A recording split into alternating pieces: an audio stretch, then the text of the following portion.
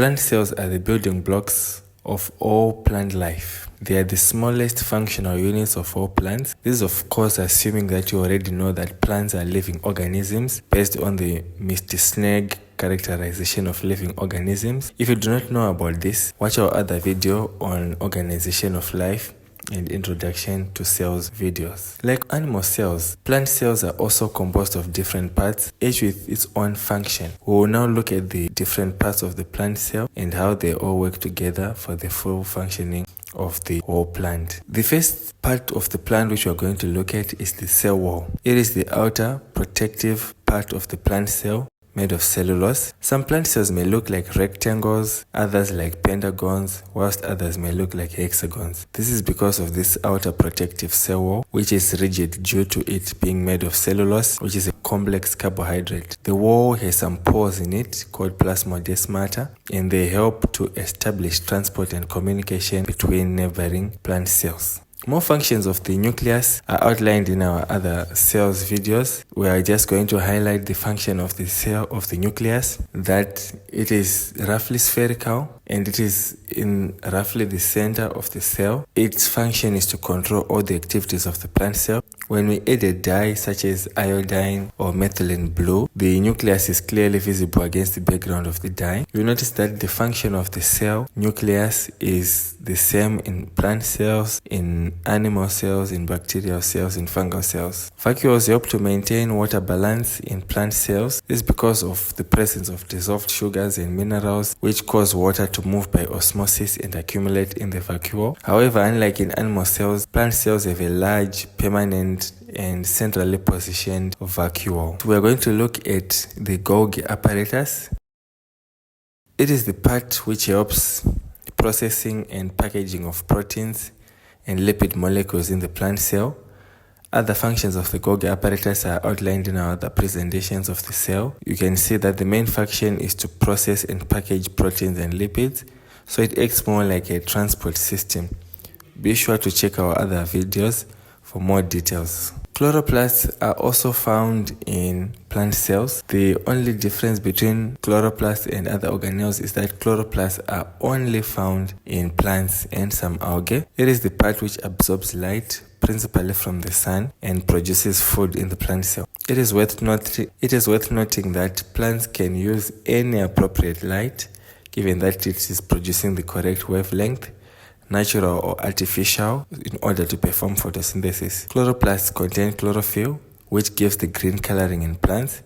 It is also interesting to note that chloroplasts can move around in palisade and mesophyll cells in response to light color, in response to light intensity, so that they may be better positioned in order to absorb as much sunlight as they can for photosynthesis. The next organelle which we are going to look at is the mitochondrion. Mitochondria is plural. Sometimes they are also referred to as the powerhouses or the power plants of the cell, since they are the ones which are responsible for producing the food currency or the energy currency, which is called ATP. ATP is a high energy compound which, when it is broken down, or we say hydrolyzed in solution, produces a lot of energy. This ATP is the energy currency by which energy is stored and released in living organisms. Check out our other video in the playlist for more on ATP in detail. The organelle which we want to look at is the endoplasmic reticulum.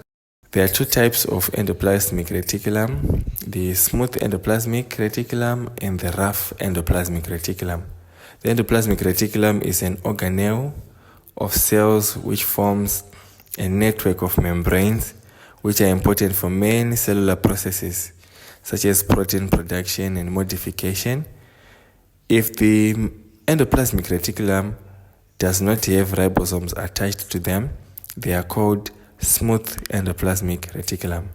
If the endoplasmic reticulum has got ribosomes attached, they are called rough endoplasmic reticulum. The reason why they are called rough is because they do not appear smooth when viewed through the microscope.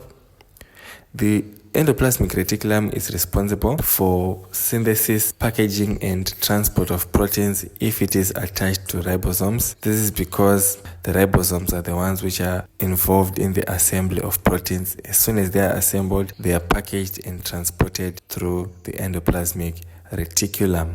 So to conclude our video, we can see that there are similarities between plant and animal cells. The similarities are that both have a nucleus. Plant cells and animal cells all have nucleus. Both have a nucleolus, which is a tiny spherical body within the nucleus, or the tiny spot in the nucleus which appears to have chromatin densely packed in it. Both have rough endoplasmic reticulum for the packaging and manufacture and processing of proteins. Both have smooth endoplasmic reticulum for the transport and packaging of lipids as well as proteins. Both have lysosomes to break down different compounds which contain, these lysosomes we say they contain digestive enzymes. Both have got cytoskeleton made up of some protein fibers. Both have mitochondria to produce energy. Both have cytoplasm for many reactions to occur. Both have ribosomes to help in production of amino acids and hence proteins and enzymes. Both have Golgi complex. Both have the plasma membrane or the cell membrane. Alright, so those are the main important similarities between plant and animal cells.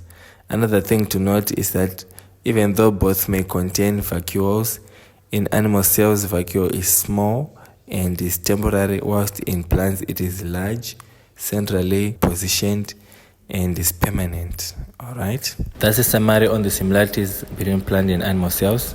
So now let's look at the differences between animal and plant cells. The major difference is that plant cells have got a cell wall which animal cells do not have. Animal cells have got, we talked about this in another video, centrioles, which is absent in plant cells. Because of the presence of the vacuole in large permanent vacuole in plant cells, a corresponding feature called the tonoplast, which is the membrane covering the vacuole, is present only in plant cells and it is absent in animal cells.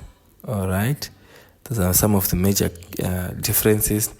Another important difference is that you notice that the plant cell is a bit larger in size than the animal cell, and also that the plant cell has got a more definite structure due to the presence of the cell wall. In summary, we can put it like this.